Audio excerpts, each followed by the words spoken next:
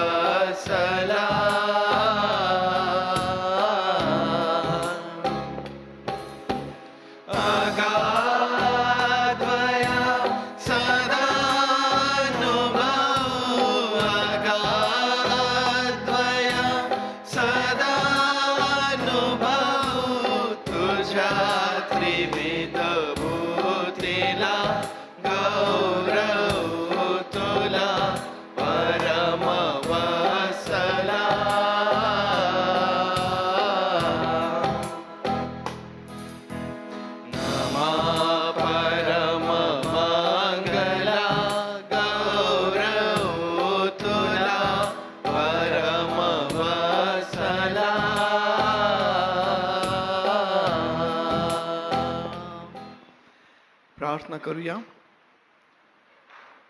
आमच्या पवित्र आणि प्रेमळ देव बापा, आम्ही तुझे आभार मानतो, स्तुती करतो, तुझ्या नावाला धन्यवाद आम्ही देतो प्रभूचे.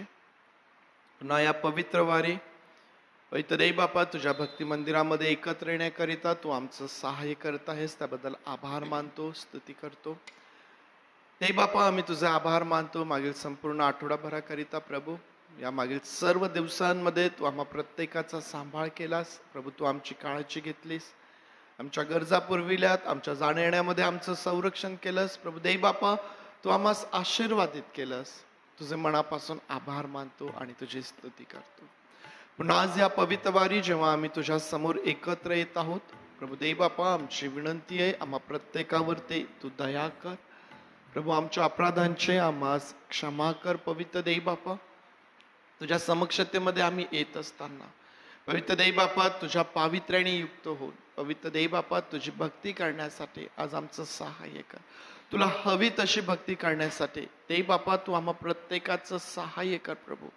होय पवित्र देव बापा आजची भक्ती तू आशीर्वादित करावी. तुझ्या उपस्थितीमध्ये देव बापा प्रत्येकाला तू स्पर्श करावास, कारण आम्हा प्रत्येकाला तुझी गरज आहे प्रभू. तू आम्हा प्रत्येकाला जाणतोस, ओळखतोस प्रभू. पवित्र देव बापा आज तुझ्या भक्ती मंदिरामध्ये तुझ्या स्पर्शाने आज आम्हा सर्वांस तू विशेष आशीर्वादित कर. या भक्तीच्या वेळेमध्ये उत्तम प्रकारचं वातावरण तू आम्हास दे. पवित्र देव बापा जी तुझी लेकरं मार्गात आहेत त्यांना तू सुखरूप घेऊन ये. आज जे येऊ शकत नाहीयेत त्यांच्यावरही तू दया कर प्रभू. पवित्र देव बापा तुझं आणि तुझं गौरव या भक्तीच्या द्वारे तू करून घ्या. आम्ही सर्वस्वी तुझ्या अधीन होत ही भक्ती तुझ्या हातांमध्ये देत प्रार्थना आमचा प्रभू येशू याच्या नावात मागतो म्हणून तू ऐक. आमेन आमेन. बसूया आपण. गीत गात त्या प्रभुदेव बापाचा आभार मानूया, त्याच्या नावाला आपण धन्यवाद देऊया. आपल्या सर्वांना येईल उपासना संगीतामधून 34 नंबरचं जे गीत आहे, देव माझा पाळणारा नाही उणे पडणे.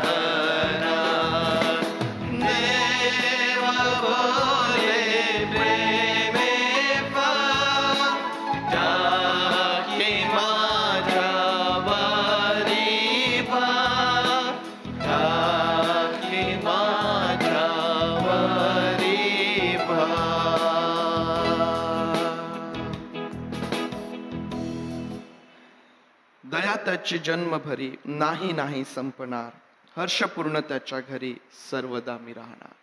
खरोखर माझ्या आयुष्याचे सर्व दिवस मला कल्याण व दया ही लाभतील आणि परमेश्वराच्या घरात मी चिरकाल राहील. परमेश्वराचं वचन आम्हाला खात्री देतं, परमेश्वराचं वचन आम्हाला तो धीर देतो, तो हिम्मत, ते बळ, ते सामर्थ्य आम्हाला प्राप्त होतं की या भूतलावर जेवढे आमचे दिवस आहे देवाची दया आमच्यावरती असणार आहे.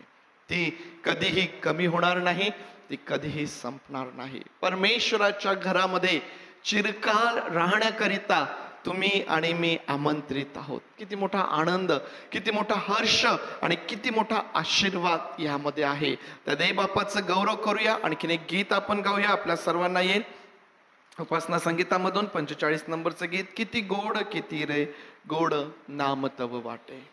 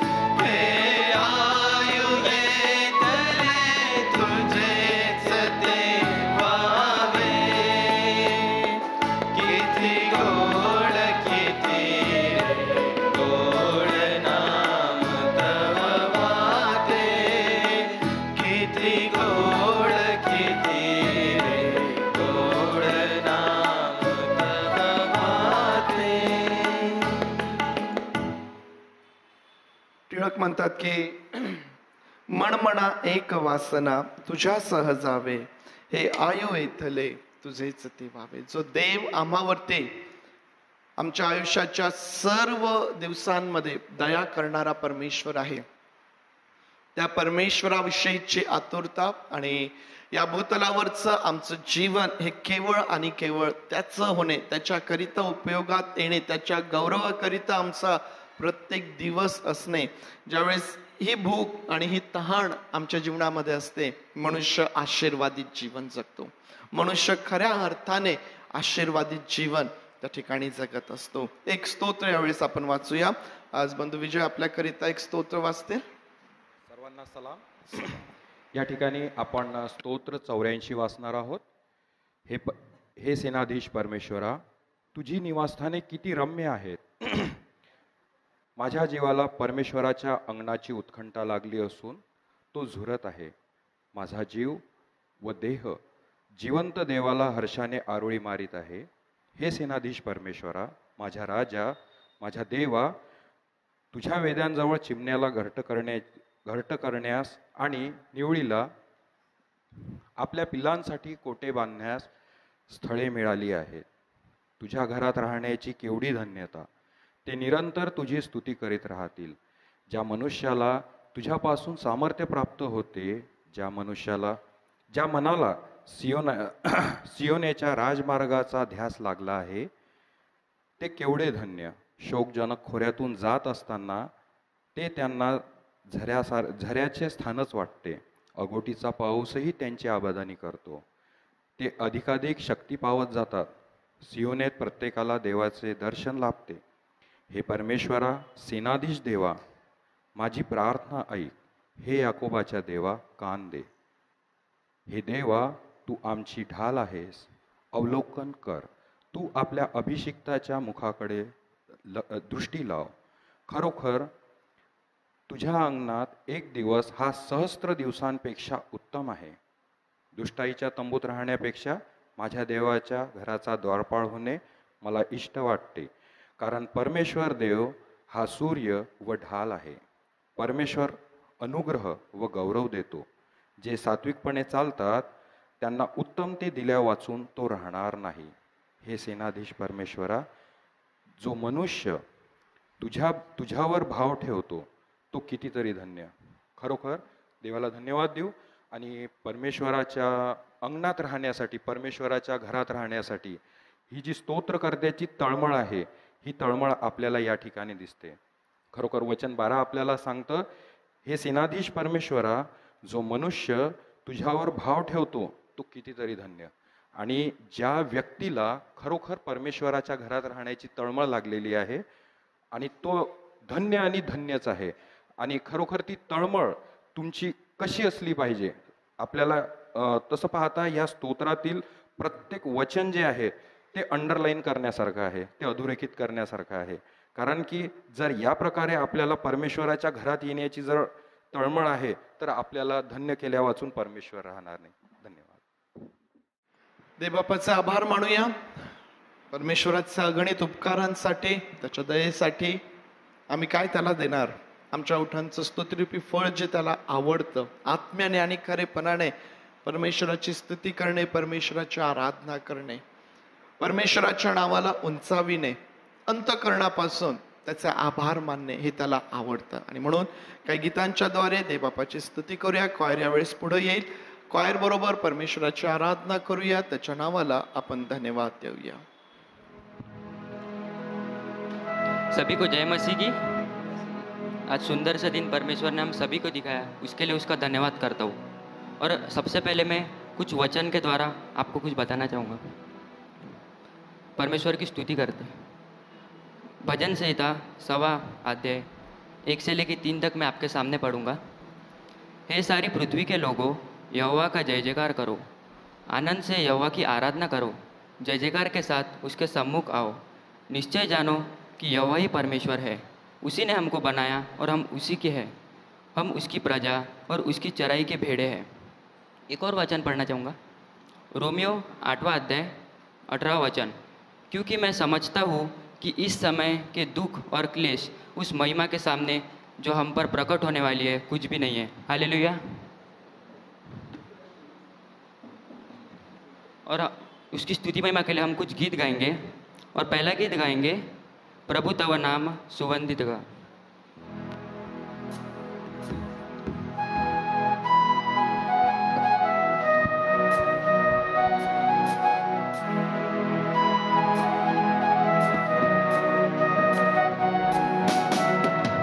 प्रभु तव नाम सुवंदित गावे, प्रभु तव नाम सुवंदित गावे, मध्य पतित में वादों में तुझला, मध्य पतित में वादों में तुझला, मैं चिरकाल जगावे,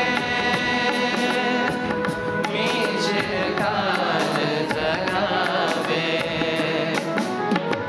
प्रभु तव नाम सुवंदित गावे, प्रभु तव नाम सुवंदित गावे, त्वदितर ऐसा कौन दयाला, त्वदितर ऐसा कौन दयाला, गावे नित्यत गावे,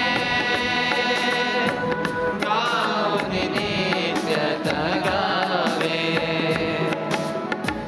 प्रभु तव नाम सुवंदित गावे, प्रभु तव नाम सुवंदित गावे, निश दिन करसे उपकार तू, निश दिन करसे उपकार तू, हे कामी उमगावे, हे कामी उमगावे, प्रभु तव नाम सुवंदित गावे, प्रभु तव नाम सुवंदित गावे, मज ताराया ख्रिस्त दिलासे, मज ताराया ख्रिस्त दिलासे, तर तुझ मी उमगावे, तर तुझ मी उमगावे, प्रभु तव नाम सुवंदित गावे, प्रभु तव नाम सुवंदित गावे, देसी सदात्मा मजला की मी, देसी सदात्मा मजला की मी, तव मागे न डगावे, तव मागे न डगावे, प्रभु तव नाम सुवंदित गावे, प्रभु तव नाम सुवंदित गावे, सदया मजदे दान से की, सदया मजदे दान से की, तव मुख नित्य बगावे, तव मुख नित्य बगावे, प्रभु तव नाम सुवंदित गावे, प्रभु तव नाम सुवंदित गावे।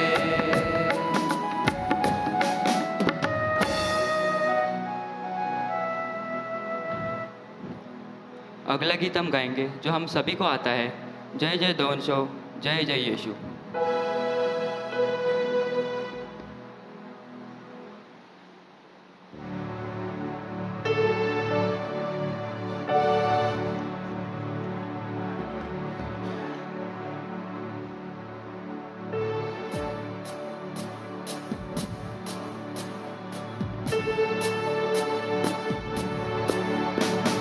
जय जय दंशो जय जय येशू जय जय दांशो जय जय येशू जय मृत्युंजय पापहरा तापहरा व्याधिहरा शांतिकरा जय जय दांशो जय जय येशू जय जय दांशो जय जय येशू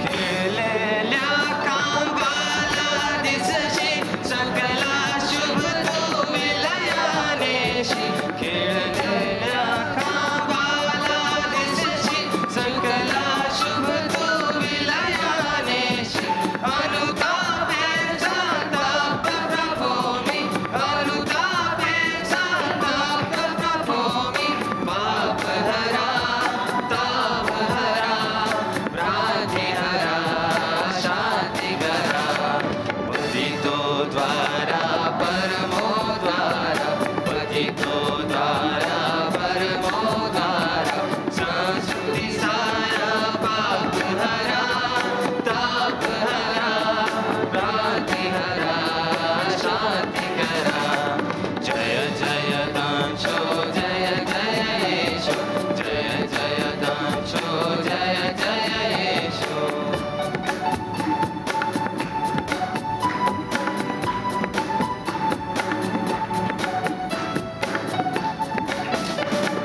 सूर्य चंद्र नक्षत्रे लपली सृष्टी भयानक रूपे विटली सूर्य चंद्र नक्षत्रे लपली सृष्टी भयानक रूपे विटली व्यालो मेलो विलया गेलो व्यालो मेलो विलया गेलो पापहरा तापहरा व्याधिहरा शांतिकरा पतितो द्वारा परमो द्वारा पतितो द्वारा परमो द्वारा संस्कृती सारा पापहरा तापहरा व्याधिहरा शांतिकरा जय जय दांशो जय जय येशू जय जय दांशो जय जय येशू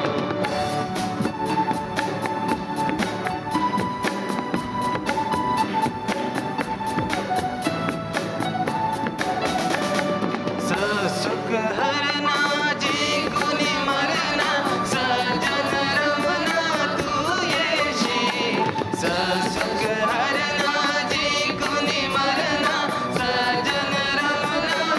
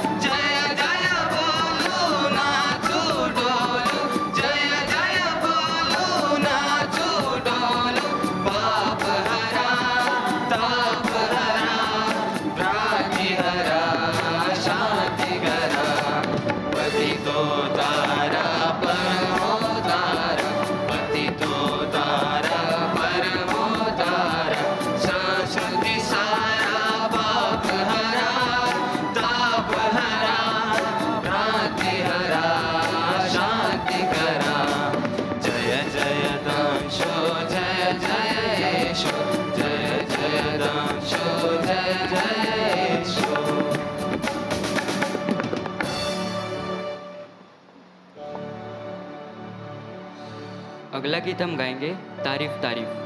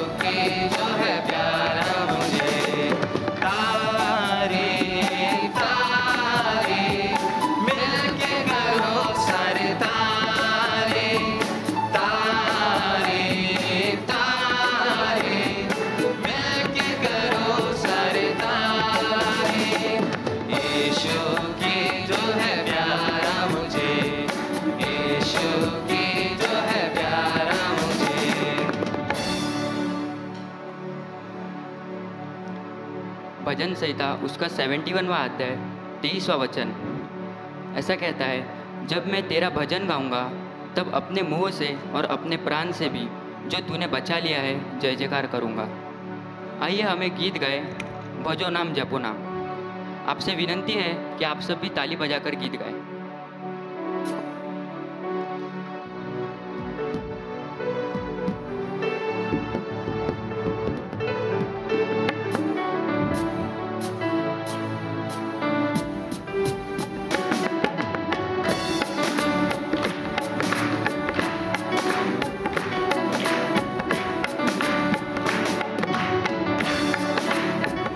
प्यारा नाम यीशु नाम, भजो नाम जपो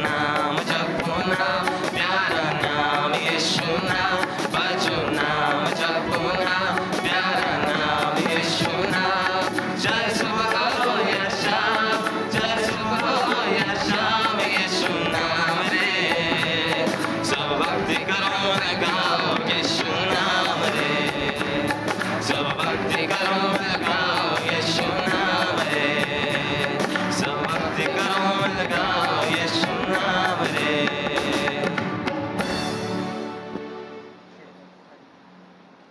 आप सबसे विनंती है कि सब अपने स्थान पर खड़े हो जाएं।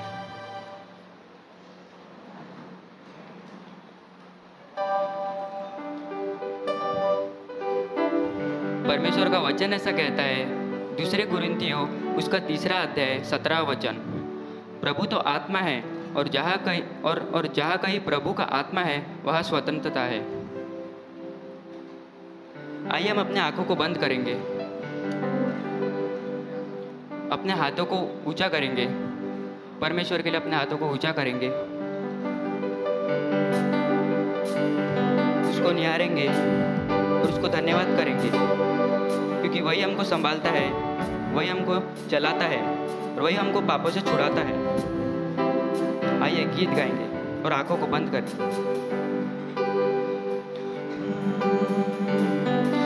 तू ही है वो जो मुझको छुड़ाता, तू ही है वो जो मुझको संभालता, तू ही है वो जो मुझको छुड़ाता, तू ही है वो जो मुझको संभालता। देखता हूँ मैं जब तेरे क्रूस की ओर, तू ही है वो जो मुझको बचाता। मैं आजाद हूँ, मैं आजाद तेरे लहू से हुआ हूँ, मैं आजाद हूँ,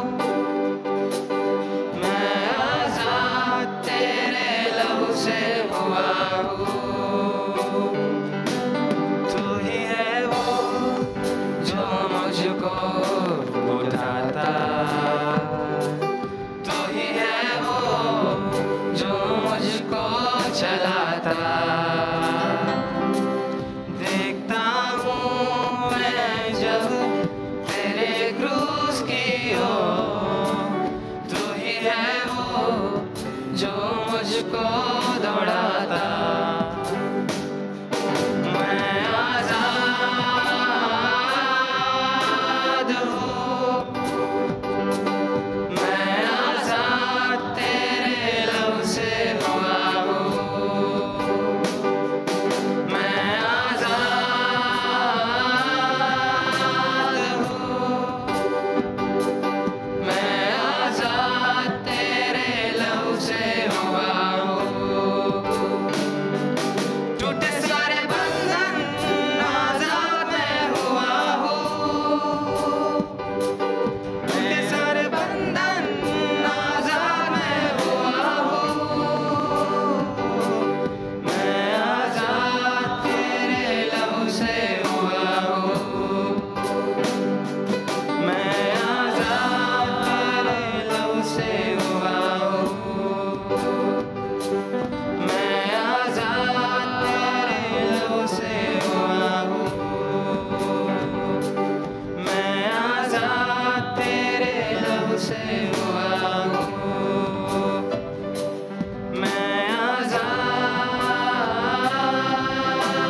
हूँ, मैं आजाद तेरे लहू से हुआ हूँ, मैं आजाद हूँ, मैं आजाद तेरे लहू से हुआ हूँ।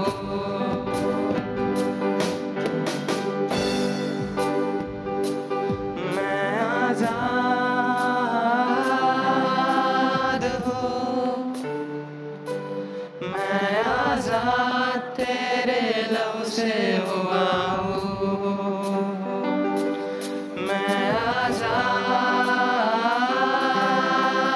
हूँ, मैं आजाद तेरे लहू से हुआ हूँ,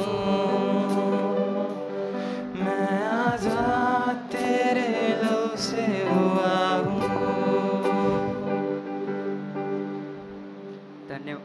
धन्यवाद धन्यवाद करता हूँ परमपिता परमेश्वर। सच में परमपिता परमेश्वर यीशु आप बहुत महान हो यीशुपा। सच में यीशुपा आपने हम पापियों के लिए हमारे लिए सूली पे चढ़े यीशुपा, कुर्बान हुए यीशुपा, और यीशुपा हमें अपने लहू से आज़ाद किया यीशुपा। उसके लिए आपका बहुत बहुत धन्यवाद मांगता हूँ यीशुपा। सच में परमपिता परमेश्वर हम भाग्यवान है यीशुपा कि हम आपके बेटे का कहलाने के अधिकार है यीशुपा। आपने हमें चुना है यीशुपा, और आपने हमें चुना है यीशुपा, इसका ज़रूर कोई उद्देश्य होगा यीशुपा। प्रार्थना करता हूँ यीशुपा आपसे, यीशुपा आप हमें चलाइए यीशुपा। और जो भी यीशुपा लोग भटके हुए हैं, जो यीशुपा आज़ाद होना चाहते हैं यीशुपा, आप उन्हें आज़ाद कीजिए। आप उन्हें अपने लहू से आज़ाद कीजिए यीशुपा। उन्हें पश्चाताप कीजिए यीशुपा। और यीशुपा प्रार्थना करते हो यीशुपा, आप यीशुपा लोगों के यीशुपा धर्म बदलने में नहीं, बल्कि आप उनके जीवन बदलने में आप उनकी मदद करते हो यीशुपा। सच में यीशुपा आप बहुत महान हो परमपिता परमेश्वर। प्रार्थना करते हो यीशुपा या उपस्थित सारे कलेसियों के लिए यीशुपा, जो यीशुपा दुखी है, बेसहारा है, पीड़ित है, अकेले है, एडिक्टेड है यीशुपा, और जिनको यीशुपा शैतानी ताकतों ने घेरा रखा है, उन सब के लिए प्रार्थना करते हो यीशुपा। सबको आप यीशु मसीह के नाम से यीशुपा उनके प्रॉब्लम्स को दूर कर दीजिए यीशुपा। और यीशुपा आपके और वो लोग यीशुपा आपके गवाही ठहराने के अधिकारी रह सके यीशुपा, वो आपकी गवाही दे पाए यीशुपा, ऐसा आप होने दीजिए यीशुपा। और यीशुपा जो यीशुपा अभी तक आए नहीं यीशुपा, आप उन्हें आने का मन दीजिए यीशुपा। उन्हें जो भी प्रॉब्लम्स है यीशुपा, वो आप यीशुपा उनके प्रॉब्लम्स को हल कीजिए यीशुपा। और यीशुपा चर्च के लिए यीशुपा उनका रास्ता साफ कीजिए यीशुपा। प्रार्थना करता हूँ यीशुपा आज के संदेश के लिए। आज का संदेश यीशुपा हम सभी के लिए आशीर्वादित हो यीशुपा। वचनों के द्वारा आप हमसे बात कीजिए यीशुपा। और यीशुपा आप हमें यीशुपा वचनों को समझने की बुद्धि शक्ति दीजिए यीशुपा, कि हम वचनों को समझ पाए यीशुपा और उसे अपने जीवन में इस्तेमाल कर सके यीशुपा, ऐसा आप होने दीजिए यीशुपा। बाकी यीशुपा मांगने के लिए कुछ नहीं है यीशुपा, सब कुछ देने वाले परमपिता परमेश्वर आप ही हो यीशुपा। इस छोटी सी प्रार्थना को सुनिए और ग्रहण कीजिए। प्यारे बेटे यीशु मसीह के नाम से मांगता हूँ, आमीन।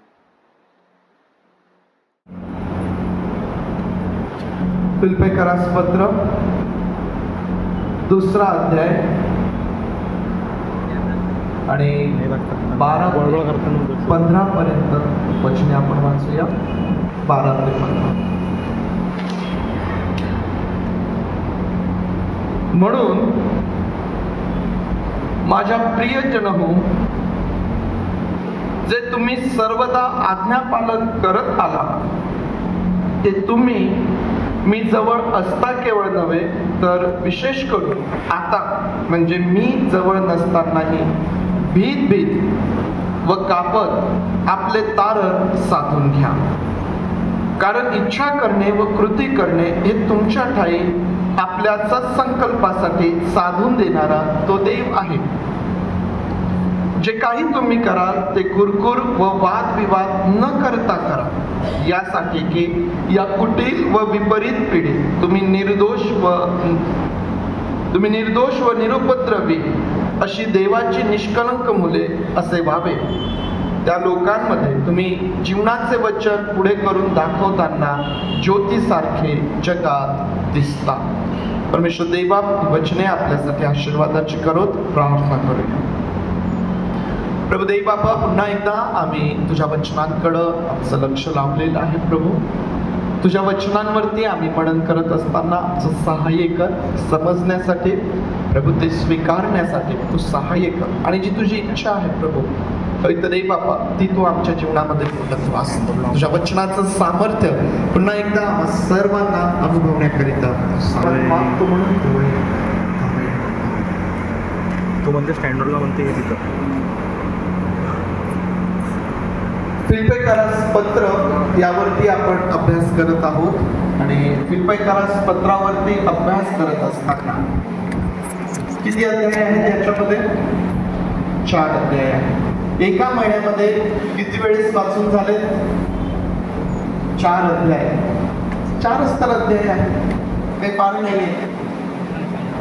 आणि ते पण इतके सुंदर आहेत की तुम्ही एका दिवसाला हे पुस्तक एकदा वाचू शकता। एका दिवसाला एकदा हे 4ही अध्याय तुम्ही वाचू शकता। म्हणजे आठवड्याचे 30, म्हणजे क्षमा करा, महिन्याचे 30 दिवस, म्हणजे 30 वेळेस हे पुस्तक आपण वाचू शकतो। आणि मला असं वाटतं की जर 30 वेळेस आपण हे पुस्तक वाचून काढलं ना, तर अगदी मुखपाठ झाल्यासारखं ते असेल। जरी 4च अध्याय आहेत, सोपं वाटतं, परंतु ज्यावेळेस आम्ही ते अभ्यासतो ना, ते तेवढं सोपं मात्र नाही. त्यामध्ये जे विषय हाताळलेले आहेत, ज्या गोष्टी पावलाने त्यामध्ये हाताळलेल्या आहेत, त्या कठीण आहे. आणि म्हणून जरी 4 अध्याय असले तरी ते अभ्यास करत असताना मात्र आम्हाला कठीण वाटू शकतात. तरी या पत्रावरती अभ्यास करत असताना आतापर्यंत आपण ज्या गोष्टी या पत्रामधून शिकलेलो आहोत, ज्यामध्ये या पत्रामधून आम्ही पावलाचा आनंद पाहिला की पावलाला कोणकोणत्या गोष्टींमध्ये आनंद आहे, आणि तुम्ही आणि मी देखील त्यामधून त्या गोष्टींच्या माध्यमातून आनंद प्राप्त करू शकतो. आणि हा प्राप्त होणारा आनंद सार्वकालिक आनंद आहे. तो परिस्थितीवर अवलंबून नाही, तो क्षणिक नाही, तर तो सार्वकालिक अशा प्रकारचा आनंद आम्हाला प्राप्त होऊ शकतो. त्यानंतर या पत्रामध्ये केंद्रीय संदेश या मथळ्याखाली प्रभू येशू ख्रिस्त हा कसा संदेशाचा मूळ भाग आहे त्यावरती आपण पाहिलं. आणि त्यामध्ये जवळपास 8 गोष्टी म्हणजे 8 विषय मी तुम्हाला दिले की जे 8 विषय जर तुम्ही डेव्हलप केले, जर त्यावरती तुम्ही मनन केलं, ते 8 विषय जर तुम्ही डेव्हलप केले तर 8 संदेश तुमच्याकडे असतील. हे फक्त 8 संदेश नसून ही या पत्रामधली ज्याला आम्हाला म्हणता येईल की आणखी खोलवरचं जे शिक्षण आहे, मुळावलेलं जे शिक्षण आहे, जे वरून सहज पाहिलं तर लक्षात येणार नाही, परंतु हे 8 विषय म्हणजे जेव्हा तुम्ही ह्या 8 विषयांना डेव्हलप करता किंवा या 8 विषयांवरती तुम्ही मनन करता, त्यावरती अभ्यास करता, तुम्ही या पत्राची जी खोली आहे त्यापर्यंत तुम्ही त्यामध्ये पोहोचता. त्यावरती देखील आपण विचार केलेला आहे. मागच्या रविवारी आपण ज्यावेळेस फादर्स डे सेलिब्रेट केला त्यावेळेस आपण मंडळीकरिता जे पावलाचं जीवन आहे त्यावरती मनन केलं, आणि त्यामधून वडील वर्गाकरिता जो बोध त्या ठिकाणी आहे त्याकडं आपण लक्ष लावलं. आज जो शास्त्रभाग आपण वाचलेला आहे, या शास्त्रभागामधून आमचा जो विषय असणार आहे, आपलं जे प्रतीक असणार आहे ते म्हणजे पाऊल फिलिप्पे येथील मंडळीला जे सांगत आहे. काय सांगतो तो फिलिप्पे येथील मंडळीला? की आपले तारण साधून घ्या. काय सांगतो तो?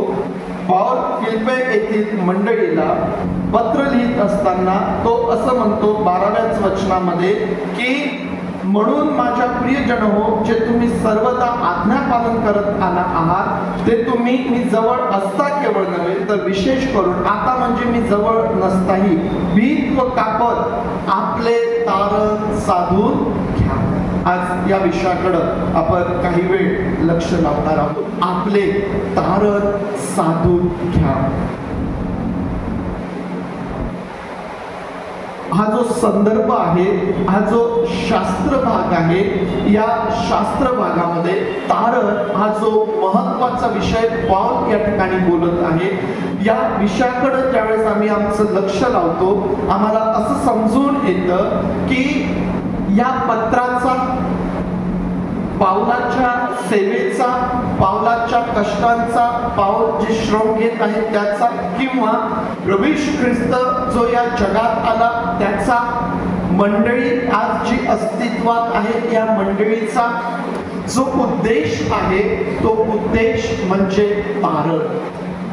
तुमच्या आणि माझ्या जीवनामधला जो महत्वाचा भाग असायला पाहिजे, जो महत्वाचा विषय आमच्या जीवनात असायला पाहिजे.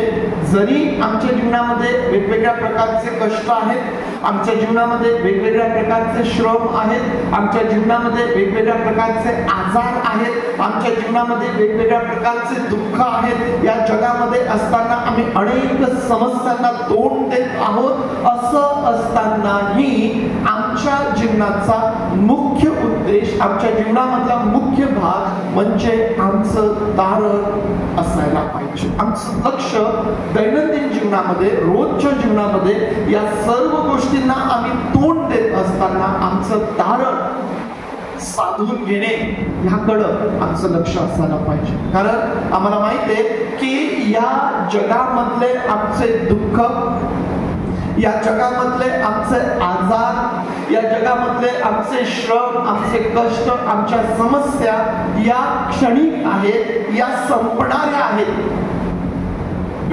तुम्ही जर विचार केला तर लहानपणापासून आजच्या वयामध्ये आम्ही आहोत, जे आपल्यामध्ये वयोवृद्ध लोक आहेत किंवा या ठिकाणी असणारी प्रत्येक व्यक्ती लहानपणापासून एका समस्येला तोंड देते का?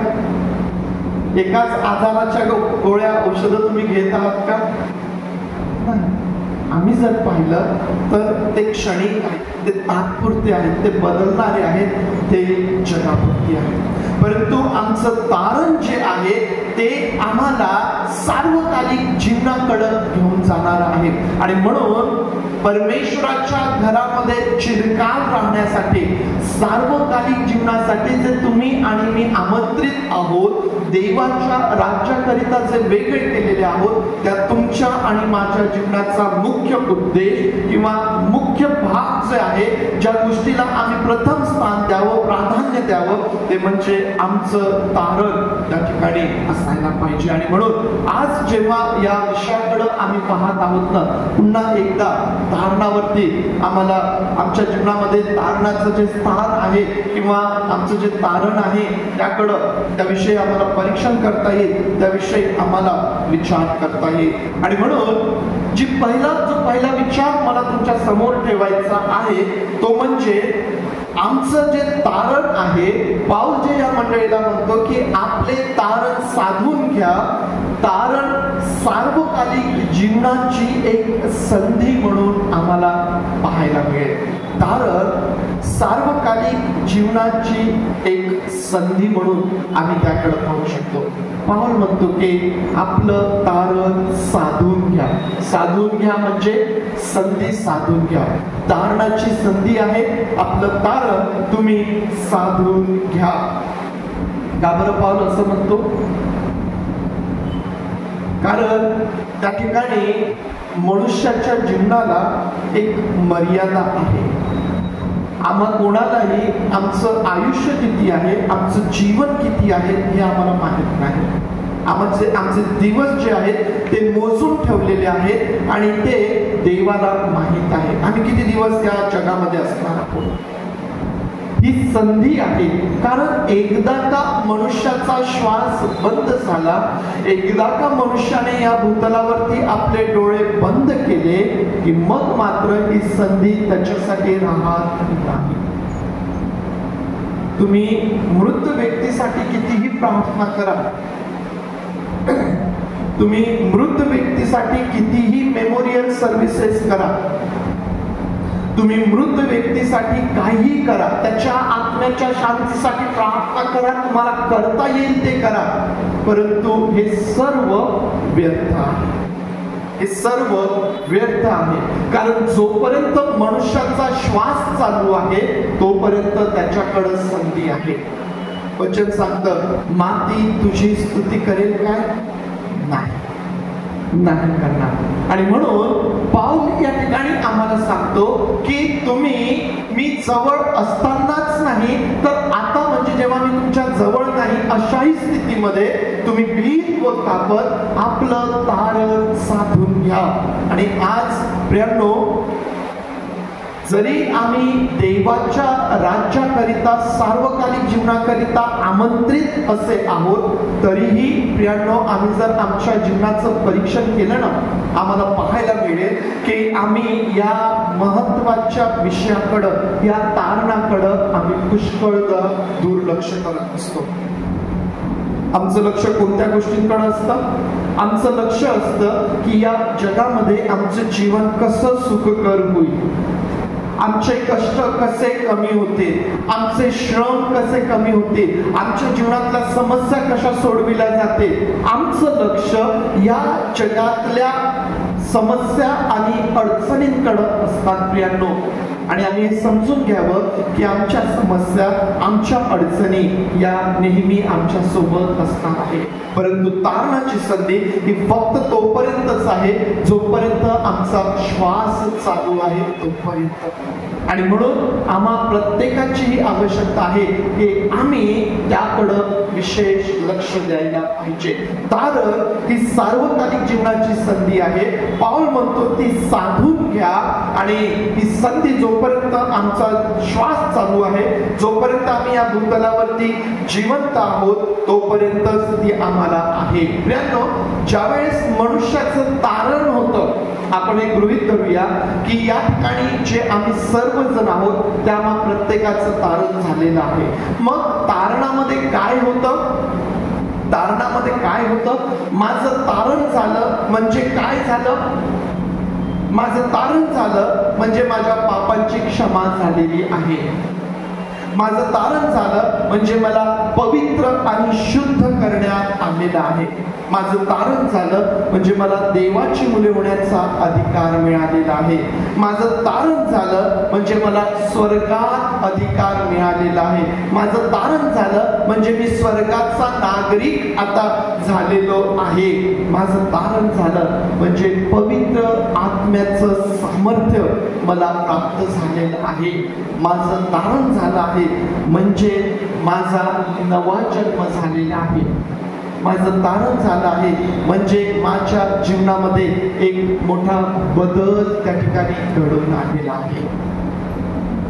आता आम्ही प्रश्न करावा, माझं तारण झालं आहे का? आम्ही स्वतःला हा प्रश्न करावा. आता आम्ही आमच्या स्वतःला हा प्रश्न विचारावा की माझं तारण झालेलं आहे काय? कारण ज्यावेळेस मी म्हणतो की माझं तारण झालं, त्यावेळेस मी म्हणत असतो की माझ्या पापांची क्षमा झालेली आहे. कारण ज्यावेळेस मी म्हणतो की माझं तारण झालं, तेव्हा मी प्रभू येशू ख्रिस्ताच्या त्या रक्ताने शुद्ध आणि पवित्र करण्यात आलेलो आहे. माझं तारण झालं आहे असं ज्यावेळेस मी म्हणतो, त्यावेळेस मला देवाचं लेकरू होण्याचा अधिकार मिळालेला आहे. ते जीवन आणि त्या स्वर्गाचं नागरिकत्व मला प्राप्त झालेलं आहे. त्याकरिता शोभणार जीवन माझं आहे काय? माझं तारण झालेलं आहे. देवाच्या आत्म्याच्या सामर्थ्यामध्ये मी चालत आहे काय? त्या पवित्र आत्म्याच्या सामर्थ्यामध्ये मी चालत आहे काय? माझ्या जीवनामध्ये काही बदल झालेला आहे काय? माझं तारण झालेलं आहे काय? हा प्रश्न प्रियांनो आम्ही आमच्या स्वतःला विचारावा.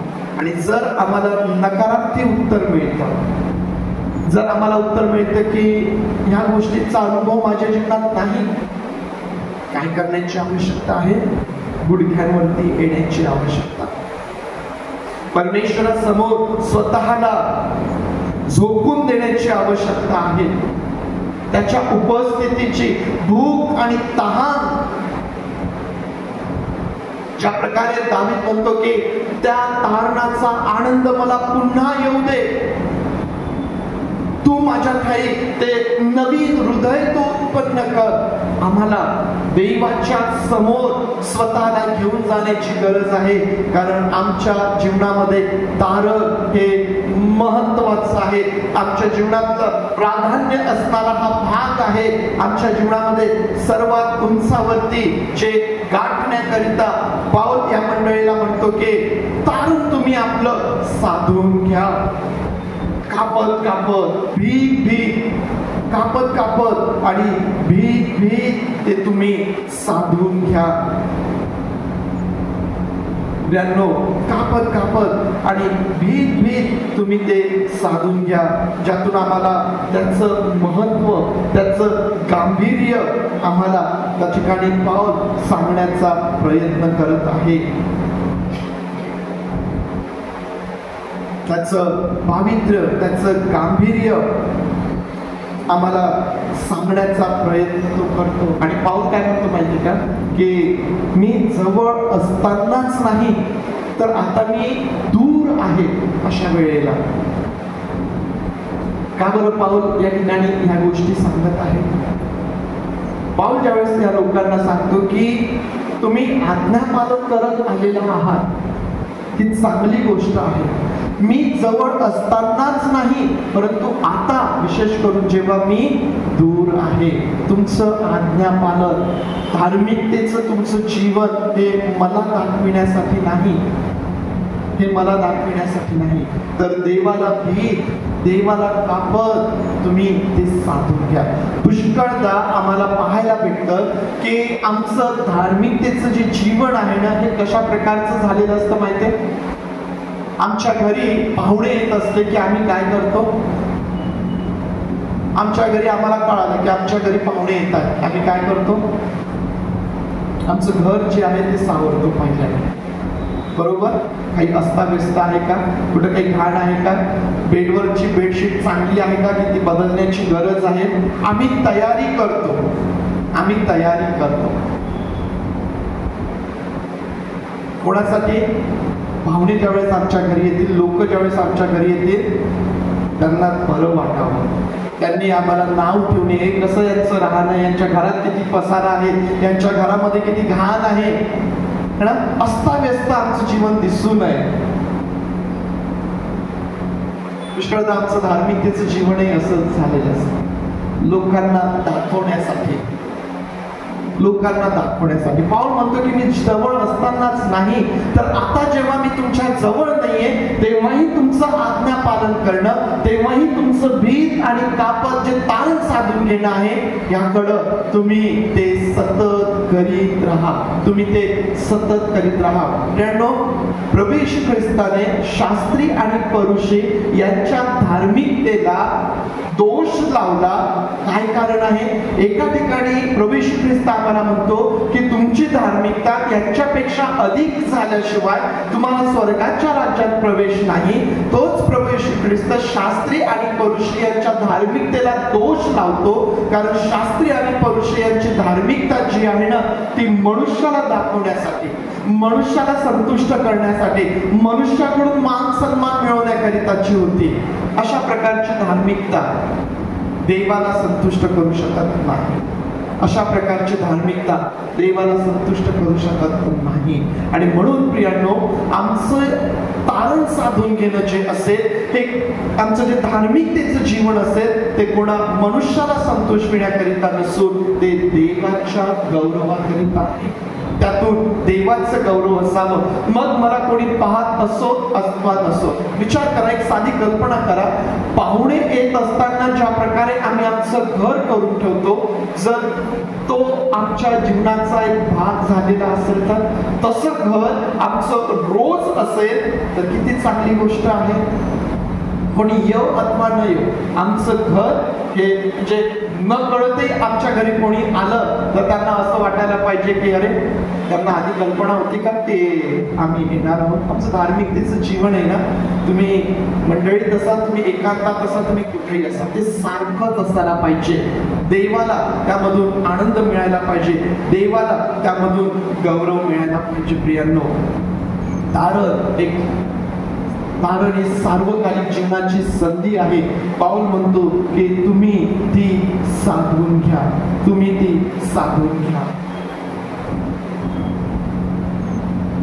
ही जी संधी आम्हाला आहे प्रियांनो, याचं पावित्र्य आणि याचं गांभीर्य यावरूनही आम्ही समजून घ्यावं की ही आमची इच्छा नसून ही देवाची इच्छा आमच्यासाठी आहे. आमचं तारण व्हावं, आम्हाला जीवन मिळावं, आम्हाला सार्वकालिक जीवन मिळावं, ही देवाची इच्छा आमच्याकरिता आहे. आणि म्हणून वचन 13 मध्ये तो असं म्हणतो, कारण इच्छा करणे व कृती करणे हे तुमच्या ठाई आपल्या सत्संकल्पासाठी साधून देणारा तो देव आहे. देवाच्या त्या संकल्पाप्रमाणे, त्याच्या त्या सत्संकल्पाप्रमाणे हा देव तुमच्या आणि माझ्या ठाई काम करत आहे. आम्हाला ते साधून देण्यासाठी देव त्या ठिकाणी काम करीत असताना आम्हाला पाहायला मिळेल प्रियांनो. आणि म्हणून ज्यावेळेस आम्ही तारणाविषयी विचार करत आहोत, तारणामध्ये दैवी बाजू आणि मानवी बाजू आम्हाला समजून घेता येईल. तारण आमच्यासाठी सार्वकालिक जीवनाची संधी आहे, ती साधून घ्या म्हणून पाऊल म्हणतो. या तारणामध्ये दैवी बाजू आणि मानवी बाजूचा जर आम्ही विचार केला तर आमच्या असं लक्षात येईल, प्रायश्चित्त आणि पश्चाताप या दोन गोष्टी समजतात. प्रायश्चित्त आणि पश्चाताप, काय फरक आहे दोन गोष्टींमध्ये?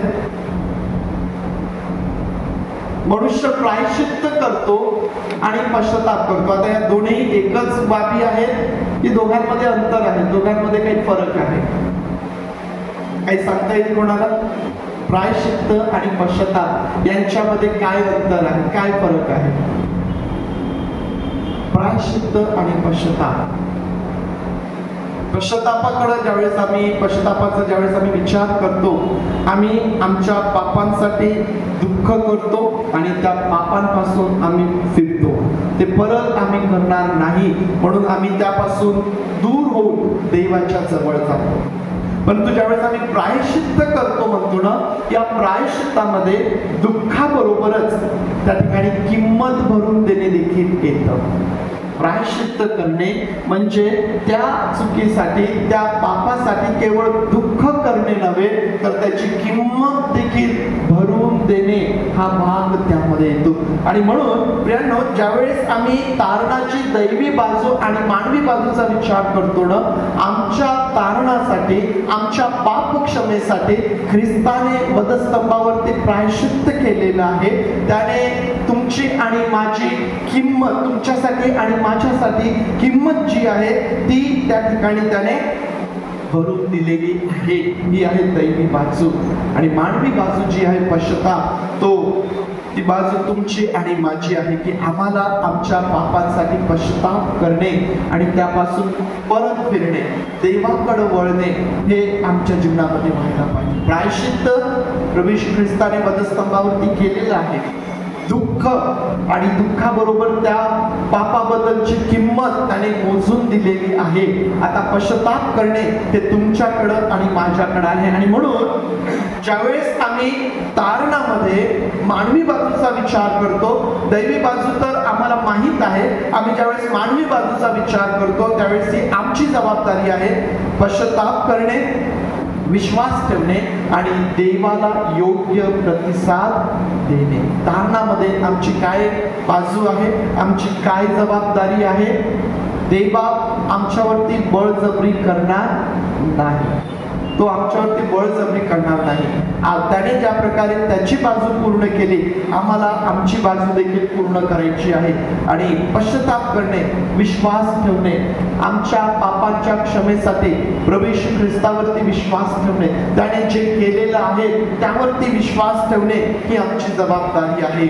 आणि देवाला योग्य प्रतिसाद देणे, इथंच अडचण निर्माण. आम्ही पश्चाताप, आम्हाला आमच्या पापांसाठी दुःख पण होतं, खेद पण होतो. आम्ही कितपत आमची पापे सोडून देतो माहित नाही. पश्चाताप दुःख होतो मात्र आम्हाला. आम्ही विश्वासही ठेवतो, होय माझा प्रभू येशू ख्रिस्तावरती विश्वास आहे, त्याने माझ्या पापांची क्षमा केली. परंतु आता जेव्हा देवाला योग्य प्रतिसाद द्यायचा आहे त्या ठिकाणी मात्र आमची अडचण निर्माण होते. कारण प्रतिसाद द्यायचा आहे म्हणजेच देव आमच्या जीवनामध्ये काहीतरी करत आहे, देव आमच्या जीवनामध्ये काहीतरी बदल घडवून आणत आहे.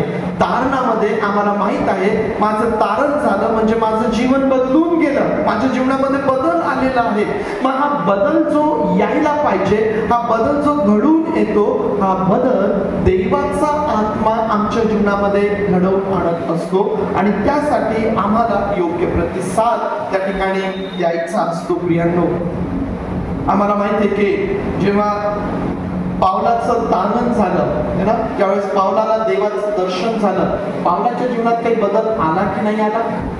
आला. तो पहिले छळ करणारा होता, जो पहिले मंडळीचा छळ करणारा होता, येशूची आराधना करू नका, येशूचा प्रचार करू नका म्हणून सांगणारा होता, तोच मंडळी स्थापन करणारा झाला, तोच मंडळांना आध्यात्मिक शिक्षण देणारा झाला, तोच मंडळांची बांधणी करणारा झाला, तोच मंडळीसाठी स्वतः छळ सहन करणारा झाला. हा बदल जो पावलाच्या जीवनामध्ये घडून आला, हा तारणाचा भाग आहे. प्रियांनो, पावलाने देवाला दिलेला जो योग्य प्रतिसाद आहे त्याचा परिणाम म्हणून पावलाच्या जीवनात बदल आहे. आज जर विश्वासणाऱ्यांच्या जीवनामध्ये बदल होत नाही नाही, जर आमच्या जीवनामध्ये काही बदल नाही, याकरिता देवबाप जबाबदार नसून आम्ही देवाला योग्य प्रतिसाद आमच्या जीवनामधून देत नाही, आम्ही स्वतः त्यासाठी जबाबदार आहोत. आमची आवश्यकता आहे की आम्ही देवाला योग्य अशा प्रकारचा प्रतिसाद त्या ठिकाणी द्यायचा आहे आणि देवा त्याचं काम आमच्या जीवनामध्ये सतत आणि सतत करत राहतो. आणि मग आमचं बदललेलं जीवन हाच आमच्या तारणाचा पुरावा आहे. आमचं बदललेलं जीवन आमच्या तारणाचा पुरावा आहे. जर कोणाला कळत नसेल की माझं तारण झालं की नाही झालं, मी हो म्हणू की नाही म्हणू, जर आमच्या जीवनामध्ये बदल आहे, हा बदल प्रियांनो पुरावा आहे की आमचं तारण झालेलं आहे. म्हणजे कोणी चांगला होता तो वाईट झाला म्हणजे त्याचं तारण झालं. मी पहिले धार्मिकतेचं जीवन जगत होतो, आता मी धार्मिकता सोडून दिली कारण काही फायदा नाही धार्मिकतेने, आता मी दुष्टाईचं जीवन जगतो म्हणजे माझं तारण झालं असं आहे का? नाही, असं नाही. जर जो संदर्भ आपण वाचलेला आहे त्याचं हेडिंग जर तुम्ही वाचलं ना, त्या ठिकाणी स्पष्ट लिहिलेलं आहे, सहशील तारण प्राप्तीचा पुरावा आहे. एक चांगलं शील, एक चांगला बदल आमच्या जीवनामध्ये घडून आलेला हा जो चांगला बदल आहे हा आमच्या तारणाचा पुरावा आहे. आणि त्यासाठी पाऊल असं म्हणतो वचन 15 मध्ये, जर आम्ही वचन 15 मध्ये जर पाहिलं तर तो असं म्हणतो की यासाठी की या कुटील व विपरीत पिढी, जगाची परिस्थिती पाहून सांगतो की पिढी कशी आहे, कुटील आणि विपरीत पिढी तुम्ही निर्दोष निरुपद्रवी अशी देवाची निष्कलंक मुले असे व्हावे. त्या लोकांमध्ये म्हणजे या कुटील आणि विपरीत पिढीमध्ये आम्ही जेव्हा जीवनाचं वचन पुढं करून दाखवतो तेव्हा आम्ही ज्योतीसारखे, प्रकाशासारखे या जगामध्ये आम्ही दिसून येतो. आणि हा जो बदल आहे प्रियांनो, हा बदल आमच्याकरिता आमच्या तारणाचा पुरावा तो आहे. आणि म्हणून काय काय आम्हाला करता येईल, एक मंडळी या नात्याने ज्यावेळेस आम्ही तारलेले लोक म्हणून या ठिकाणी बसलेले आहोत, आज आमच्यासाठी किती गोष्टींचं उत्तेजन आहे आम्ही जे या ठिकाणी बसलेले आहोत. वचन 14 मध्ये तो म्हणतो, जे काही तुम्ही कराल ते कुरकुर व वाद विवाद न करता करा. जे काही तुम्ही कराल कुरकुर आणि वाद विवाद न करता. मंडळी या नात्याने कुरकुर आणि वादविवाद आम्ही करू नये म्हणून पाऊल आम्हाला या ठिकाणी सांगतो. जर आम्ही वचन 2 आणि 3 जर वाचलं तर तुम्ही समचित्त व्हा, म्हणजे एकमेकांवर सारखीच प्रीती करा आणि एक जीव होऊन एक चित्त व्हा, अशा प्रकारे माझा आनंद पूर्ण करा. तट पाडण्याच्या अथवा पोकळ डौल मिळविण्याच्या बुद्धीने काहीही करू नका, तर लीनतेने एकमेकांना आपल्यापेक्षा श्रेष्ठ माना. तुम्ही कोणीही आपलेच हित पाहू नका तर दुसऱ्यांचेही पहा. 5 ते 11 वचने जर तुम्ही वाचली तर त्या ठिकाणी ख्रिस्त येशूची चित्तवृत्ती धारण करण्याकरिता पाऊल आम्हाला त्या ठिकाणी सांगत आहे. प्रियांनो, या सर्व गोष्टी आमच्या जीवनामध्ये जो बदल आहे, या सर्व वचनांच्या द्वारे याच्या सर्व गोष्टी पाऊल आम्हाला आवर्जून करण्याकरिता सांगतो. मंडळी या नात्याने, देवाचे लोक या नात्याने ज्यावेळेस आम्ही ते करतो प्रियांनो, या जगामध्ये प्रकाशासारखे, या जगामध्ये ज्योतीसारखे तुम्ही आणि मी चमकत असतो. आणि त्याकरिता तुमचं आणि माझं पाचारण आपल्याला पाहायला मिळतं. प्रियांनो, त्याकरिता तुमचं आणि माझं पाचारण पाहायला मिळतं. आज तारणाविषयी विचार करत असताना कदाचित काही जणांना असं वाटलं असेल की पाहण साहेब, परत आम्हाला सगळं माहीत आहे, परंतु देवाचं वचन ज्यावेळेस आमच्यापर्यंत येतं निश्चितच त्यामागे त्याचा काहीतरी उद्देश आहे. तारण ही आमच्या जीवनामध्ये प्राधान्य असणारी बाब आहे का? आम्ही ज्यावेळेस म्हणतो की आमचं तारण झालं, त्यावेळेस काय होतं हे समजून घेतल्यावरही आम्ही असं म्हणू शकतो का की होय माझं तारण झालं. ही एक संधी आहे, मी तिच्याकडं दुर्लक्ष करू शकत नाही किंवा मी ती टाळू शकत नाही. माझ्याकडे अजून वेळ आहे, माझ्याकडे अजून वेळ आहे. आजचा दिवस आहे, तारणाचा आजचा दिवस आहे.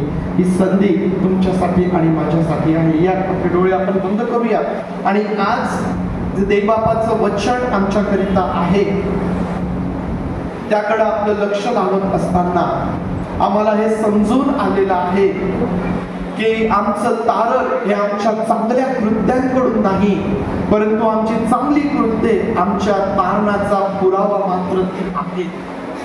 आणि म्हणून आज जेव्हा आमचे डोळे आम्ही बंद करतो आणि स्वतःला हा प्रश्न देवबापाच्या वचनांमधून या वचनरूपी आरशामध्ये उभं राहून विचारतो, माझं तारण झालेलं आहे काय? जर माझ्या पापांची क्षमा झाली आहे ती खात्री मला आहे, तर माझं तारण झालेलं आहे. शुद्ध आणि पवित्र मी जर करण्यात आलेलो आहे तर माझं तारण झालेलं आहे. मला देवाचं लेकरू होण्याचा अधिकार मिळालेला आहे. त्या प्रकारचं जीवन, मी स्वर्गाचा नागरिक आहे याचा विचार करून या जगामध्ये माझं जीवन आहे काय, तर माझं तारण झालेलं आहे. पवित्र आत्म्याच्या सामर्थ्यामध्ये मी जर चालत आहे तर माझं तारण झालेलं आहे. माझा नवीन जन्म झाला, म्हणजेच माझ्या जीवनामध्ये बदल घडून आलेला आहे. त्या वाईट गोष्टींपासून मी चांगल्या गोष्टींकडे फिरलेलो आहे, तर माझं तारण झालेलं आहे. आणि जर माझं तारण झालं नाही, या गोष्टी माझ्या जीवनामध्ये नाही, तर मी आज देवबापाला दाविदाप्रमाणे पश्चातापरूपी अंतःकरणाने म्हणू शकतो की प्रभू मला तारणाची गरज आहे, मला सार्वकालिक जीवनाची गरज आहे. कारण हीच वेळ तारणाची आहे, हीच संधी तारणाची आहे. पुढचा क्षण आपला नाही, उद्याचा दिवस आपला नाही. प्रभू देव बाप्पा आमचं सहाय्य, आमचं तारण व्हावं, आम्हाला सार्वकालिक जीवन मिळावं म्हणून तू या जगामध्ये आला. ते स्वर्गाचं सुख सोडून आमच्या पापांकरिता तू प्रायश्चित्त केलं, किंमत तू भरून दिली देवा. आमच्या तारणाकरिता तू स्वर्गाचं राज्य सोडलं. प्रभू आम्ही तारणाकरिता या जगाच्या आकर्षणाकडं, या जगातल्या मोहांना, या जगी जीवनाला आम्ही त्यागावं, ते नाकारावं म्हणून आमचं देखील सहाय्य कर. होय प्रभू देव आपण आमचं देखील तू सहाय्य कर. आज आम्ही जे सर्वजण या ठिकाणी आहोत, आम्हाला कळो अथवा न कळो प्रभू, परंतु तारण हीच आमची पहिली आणि शेवटची गरज आहे, हीच मुख्य गरज आहे प्रभू. त्याशिवाय आमचे कष्ट, आमचे श्रम व्यर्थ, त्याशिवाय आमच्या जीवनात खरी शांती नाही, त्याशिवाय आमच्या जीवनात खरा आनंद नाही प्रभू. त्याशिवाय आमच्या दुःखांना शेवट नाही प्रभू. आमचं सहाय्य, आम्हावरती दया, आम्हा प्रत्येकाच्या जीवनामध्ये तारणाचा अनुभव तू दे. होय प्रभू देव बापा, पुनरुपी तुझा आत्मा तू आम्हाला ऐकवा. होय प्रभू देव बापा, तारणाच्या आनंदाने आम्हा सर्वांना तू आशीर्वादित कर. तुझे आभार आम्ही मानतो, तुझ्या नावाला आम्ही धन्यवाद देतो. सर्वस्वी आम्ही सर्वजण तुझ्या अधीन होतो. प्रार्थना प्रभूच्या नावात मागतो म्हणून तू ऐक. आमेन. आपण सर्वजण उभं राहूया, प्रभूने शिकवलेली प्रार्थना म्हणूया, सुवंद देव परात्पर हे गीत गाऊया आणि आशीर्वाद घेऊया.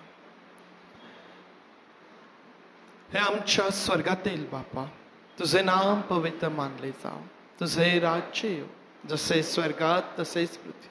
तुझ्या इच्छेप्रमाणे आमचे रोजची भाकर आज आम्हास दे. आणि जसं आम्ही आमच्या ऋण्यास ऋण सोडलो तसेच तू आमचे ऋणे आम्हास सोड. आणि आम्हास परीक्षेत आणू नकोस तर आम्हास वाईटापासून सोडी. कारण की राज्य, सामर्थ्य आणि गौरव हे सर्व काळ तुझेच आहे.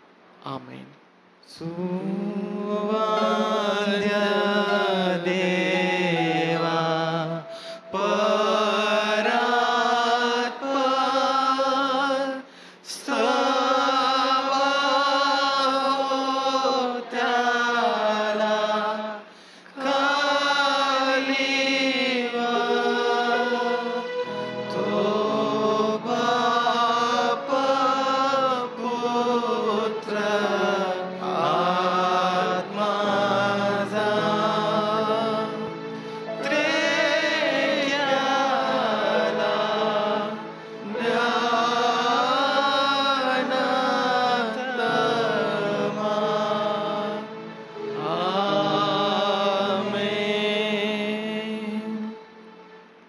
आता प्रभू येशू ख्रिस्ताची कृपा, देव बापाची प्रीती आणि पवित्र आत्म्याची सुसंगती तुम्हा बरोबर प्रभू येशू ख्रिस्त येईपर्यंत सदोदित असो. आमेन.